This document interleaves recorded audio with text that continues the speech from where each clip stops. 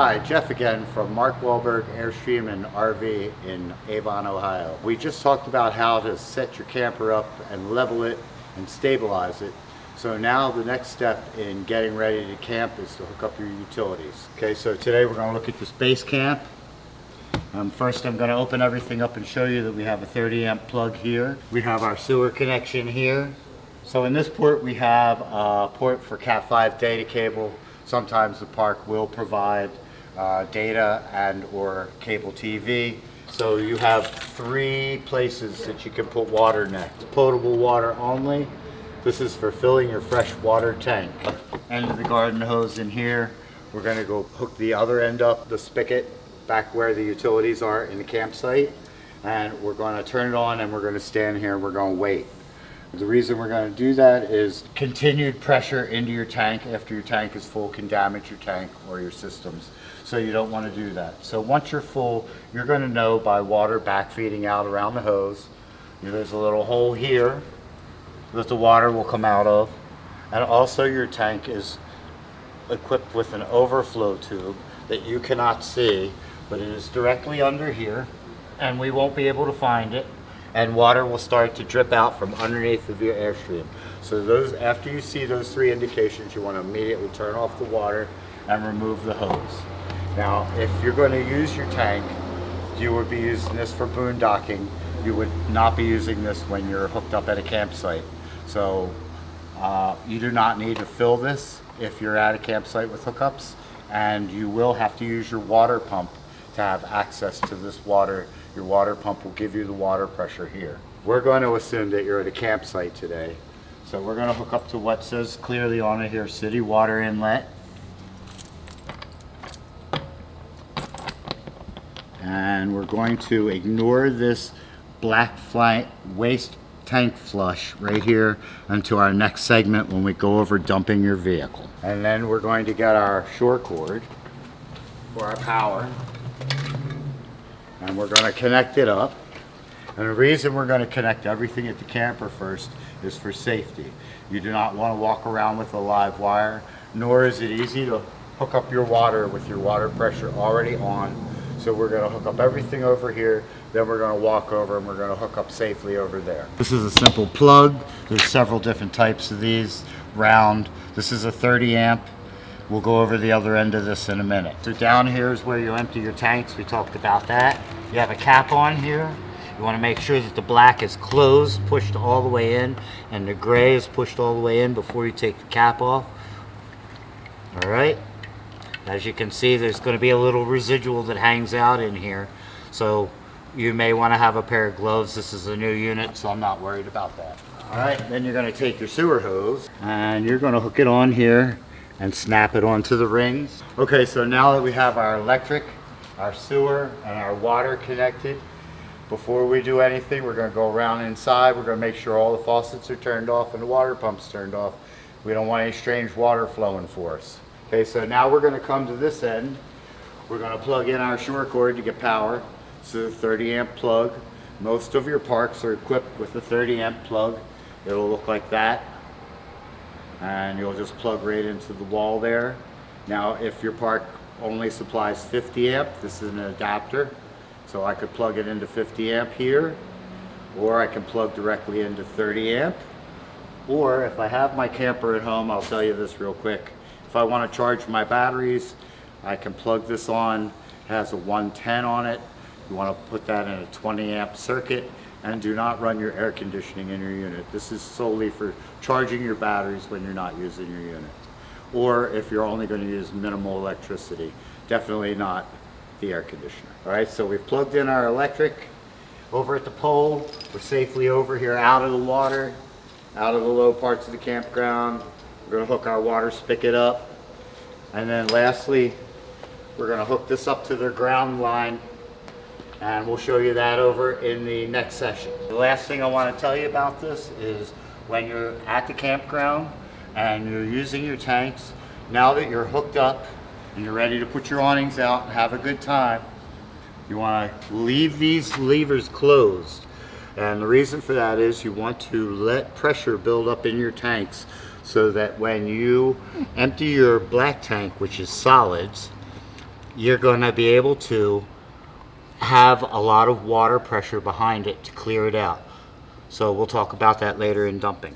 Should you be traveling with any liquids or solids, you want to get rid of them as soon as you can, because you're traveling with weight, and more weight you're traveling with, the more gas you're going to use in your travels. So if you didn't have a chance to dump at the camp, or if you've been boondocking, chances are you're going to have stuff in your tanks and you're going to want to get rid of it. Here today we're at our courtesy dump station. You're going to find that we have hose and dump hoses here, but a lot of the dump stations you're going to go to, you're just going to have a hole in the ground and a spigot. You're going to have to use your own stuff. So make sure you keep your hoses and your garden hose in your camper at all times, because you're going to need them. Okay, so the first thing I'm going to want to do is put on my gloves here, since we are going to be dealing in not just soapy water, but toilet waste. Next thing I'm going to do is take a look down here and make sure my valves are closed. Okay, so these handles need to be in. As you can see, this one's out. So as soon as I take this off, if there's a half a tank in there, then there's a half a tank on the ground. So that's not what I'm looking for here today. I'm looking to get it down into that hole. So I'm going to make sure these are pushed all the way in. Sometimes you have a rotating socket here. Some of your newer campers, they're doing this for you so that you can aim this straight down and make sure that you drain everything completely out. All right, so I'm gonna pick this up. I'm gonna take the cap off, and a little bit of antifreeze is gonna come out because this is a brand new unit and it's still winterized. It's got 4 hooks on it. Sometimes you'll have 4 pins on your unit. Sometimes you'll just have 2. Just wanna go ahead and line those up. Make sure this is out of your way. Make sure you've caught it all the way, either 2 or 4, so that you don't have an opening down here at the bottom that you can't see. Now the first one you're going to want to empty is your black tank. You're going to want to get rid of your solids and everything first. So you're going to pull this out and you're going to hear a great whoosh, and your tube is going to fill up with water and waste, and then you're going to let that go ahead and run until you can't hear it moving anymore. And then at that point, you're going to take your hose and you're going to pick it up, and you're going to get the hose to empty out like that, to empty everything out. You may have to do that a couple of times until nothing else comes out. Then you're going to close your black tank. All right.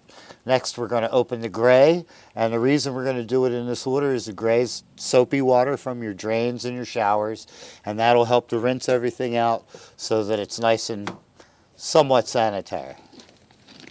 All right, so whoosh whoosh, it's coming out, then it stops. Push the handle back in, the same thing. We're going to lift this up. We're going to make sure everything's out of the hose. We're going to do that a couple of times. Then as I disconnect, I like to hang it underneath here like this for anything that's left over.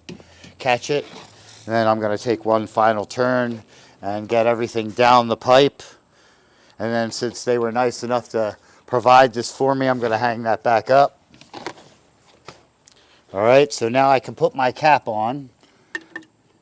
But let's say I've gone in my camper now, and I know I just dumped, and my black tank says that I still have a third of a tank.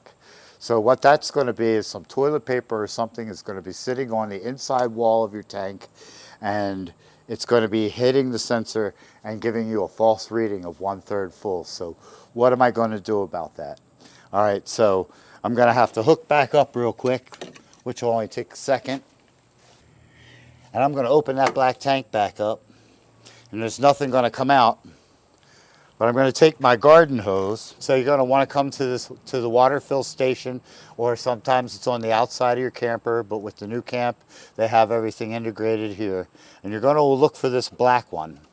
And this is going to be your black tank flush. And they always have a caution here telling you not to use this unless you have that valve open and you're hooked up to the ground. And the reason for that being, if I start pushing water into my black tank and I don't give it an outlet over there, the only other outlet is up through the toilet in your unit. So you're going to want to make sure to have that open first. We're going to hook this hose up. All right, so I got that nice and tight. I'm going to come over here. I'm going to turn the water on. I'm going to give it good pressure. Now what's happening is water is going in through the garden hose into the black tank, and it's flushing the inside walls. And so you'll see here, water immediately starts coming down and out here, and you will be able to visually see in this clear elbow when the toilet paper finally gets washed off the wall, you'll see it, all the solids go by. So after you've let this run for a little bit, we're going to go back over here and I'm going to turn that water off. You can let that run maybe 5 minutes. It should be good enough to clear it up. And then I'm going to come over here and I'm going to lift this up and I'm just going to visually inspect the elbow to see and make sure that I'm getting all clear water out. Once I've done this a couple times and I have all clear water, I'm going to step back inside, check my gauge. It'll probably read 0. As you can see, we're empty, so I can close this. Disconnect and grab. Put the lid on. Empty the hose. Disconnect the garden hose and close up our compartment. And we're ready for travels again. Thanks for joining us, and let us know if you have anything else you'd like to see in our videos. Have a good day.